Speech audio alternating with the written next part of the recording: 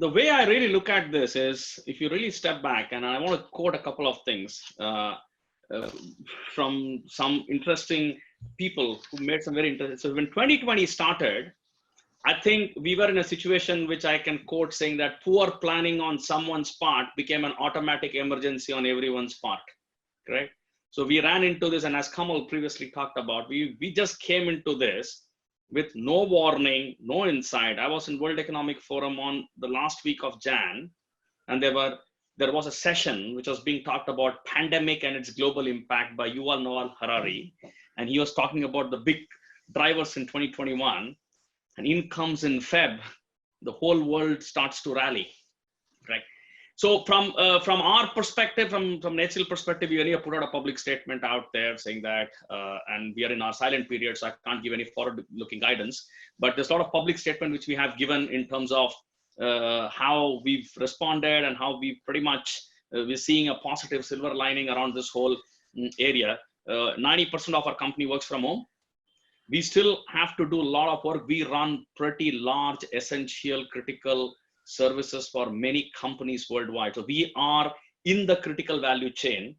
And a big thank you to all the essential services, the employees delivering critical services in the entire value chain to keep stuff alive, whether it is telecom services, technology services. So one clear realization the world has happened is that you can work from a distributed model globally. Correct? You don't need to come to a place for work. Work can happen in a distributed way. That's the first realization.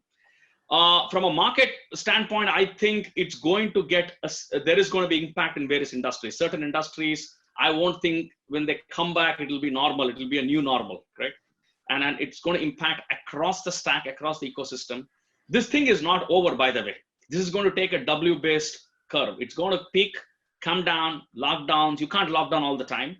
So when you open up, it's going to come back. There is some saying back in the UK here, NHS believes that herd immunity is the right way to go forward. And people are all bashing them around. But the real factor is that at some point in time, this is going to keep coming in multiple cycles. So what we are doing now is going to be the new normal. You have to find ways and means to continue to work.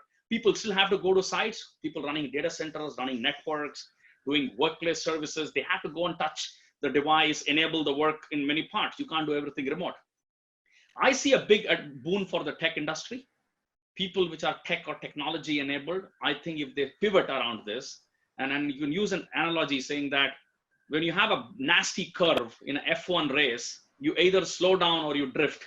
So the choice people have to make as businesses is, when you have an opportunity, will you slow down, wait, shift lower gears and turn, or you would drift and really find an opportunity and take the benefit up. So that's where I really think it's a global phenomenon, disaster recovery, things like what people talked about, everything went out of the window because the entire world got shut. It's not that you could survive if you move your business to any other country in the world. So that's this thing. At a later point in time, I'll share what is the silver lining ahead.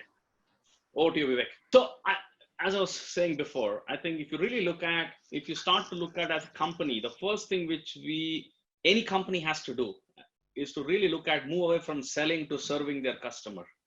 I think it's very important, especially for someone who's, I'll give some very interesting examples. We've got, some of the largest ambulance service in Europe, we are one of their primary core platform operations provider, correct? So if we don't deliver and step up on time, ambulance can't be dispatched, correct? Their core infrastructure, their workplace, their iPads. So the first thing which people have to do is to reorient, and every company has to think about is, how do I serve my customer and figure out what do I need to do? And that's where I think some of our philosophies as a company, which we call as relationship beyond the contract, things like that really helps, is you really do what is right for the customer first. Second, when you look at the turnaround, different industry segments and verticals will behave completely differently in the whole emerging part. But I see clearly from a technology, any technology company, whether you are a technology OEM, whether you are a technology services provider, or you are a software company, or you are an engineering services provider, from our perspective, we are a combination of all three. We do IT services, we have core engineering and R&D, and we have software, correct?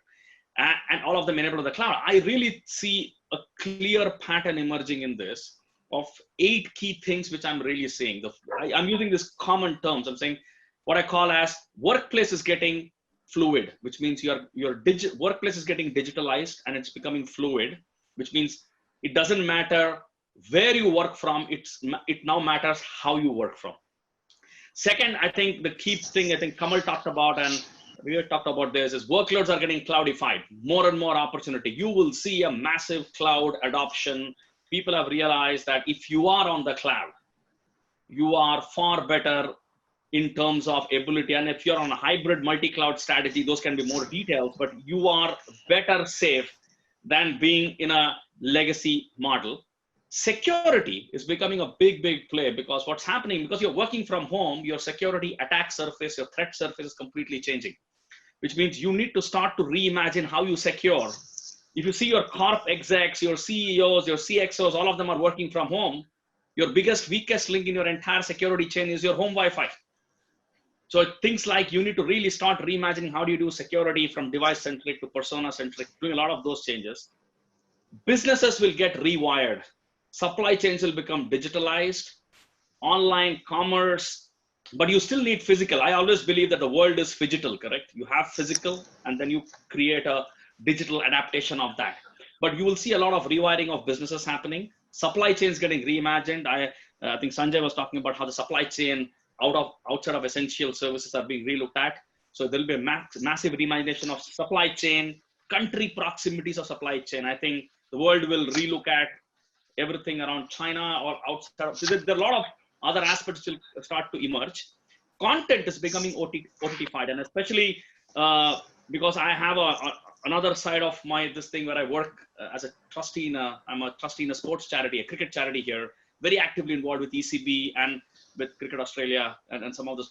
I'm seeing games being paused, right? There is nothing happening. So content, broadcast will go through a complete reimagination. So I think that's another big play. Work-life will change. I don't believe in this philosophy of work-life balance. You need to move towards something called work-life integration.